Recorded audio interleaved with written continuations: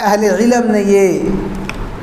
نصیحت نکالی ہے کہ کوشش کرو اللہ تعالیٰ سے دعا کرو، اور دعا وہ مسنون جملے اور مسنون الفاظ کے ذریعے دعا کرو، اپنی چاہت سے انتخاب نہ کرو، اپنی من مرضی اور اپنی من پسند کی دعائیں نہ کرو۔ کیا معلوم کہ جو الفاظ تم کہہ رہے ہو ان الفاظ کا نتیجہ کیا ہو۔ وہ دعائیں کرو جو دعائیں اللہ تعالیٰ نے قرآن کریم میں سکھائی ہیں، وہ دعائیں جو رسول اللہ صلی اللہ علیہ وسلم نے اپنی زبان نبوت سے مانگی ہیں، وہ دعائیں کرو، اس لیے کہ جو برکات اور اللہ تعالیٰ کی طرف سے جو رحمتیں ان کلمات کی ادائیگی میں ہیں، جن الفاظ کا انتخاب اور چناؤ تم خود کرو گے ان میں وہ رحمتیں نہیں ہو سکتی۔ تو وہ صحابی از خود یہ دعا کرتے تھے نا کہ یا اللہ آپ نے جو سزا مجھے آخرت میں دینی ہے دنیا میں دے دو۔ فرمایا نانا یہ دعا نہ کرو، اللہ تعالیٰ سے عافیت کا سوال کرو۔ اور ایک حدیث میں فرمایا گیا کہ رسول اللہ صلی اللہ علیہ وسلم صبح و شام جن کلمات کا اللہ تعالیٰ کی بارگاہ میں جن کلمات کا ورد فرمایا کرتے تھے، گویا رسول اللہ صلی اللہ علیہ وسلم کی صبح و شام کی دعاؤں میں جو دعا تھی، اللہم انی اسألک العفو والعافیۃ فی الدنیا والآخرہ، یا اللہ میں آپ سے دنیا اور آخرت میں عافیت کا سوال کرتا ہوں۔ اور کہیں آپ نے فرمایا اللہم انی اسألک العفو والعافیہ فی دینی و دنیای و اہلی و مالی، یا اللہ مجھے میرے مال میں عافیت عطا فرما، مجھے میرے اہل و عیال میں عافیت عطا فرما۔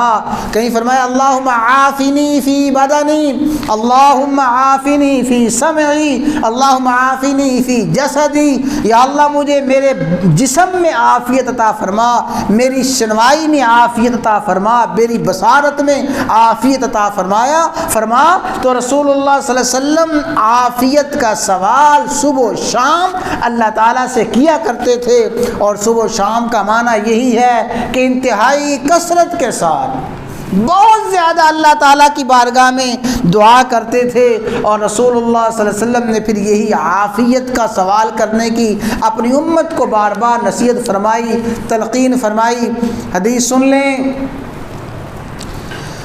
اللہ فرمایا من رأى مبتلا، جس شخص نے کسی مبتلا کو دیکھا، مبتلا کا معنی جو بندہ کسی آزمائش میں تھا، بیماری کی حالت میں ہے، انتہائی دکھ اور تکلیف کے عالم میں ہے، انتہائی بے بسی، لاچاری،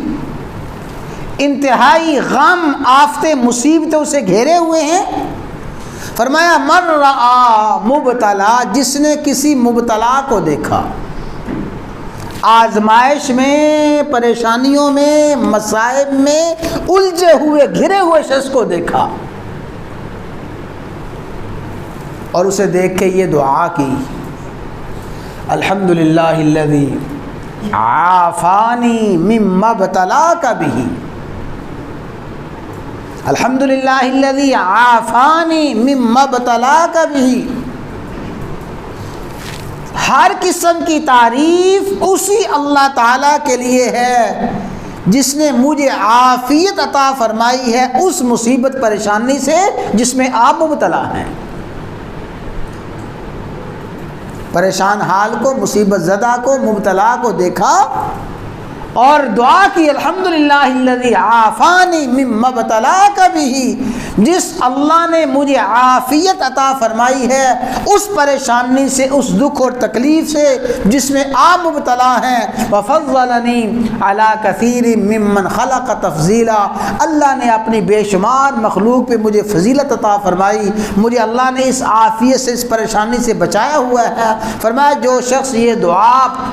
پڑھ لے گا، مصیبت زدہ کو، پریشان حال شخص کو دیکھ کے یہ دعا پڑھے گا، لم یصبہ ذالک البلاء، ایسے شخص پہ وہ امتحان پریشانی نہیں آ سکتی۔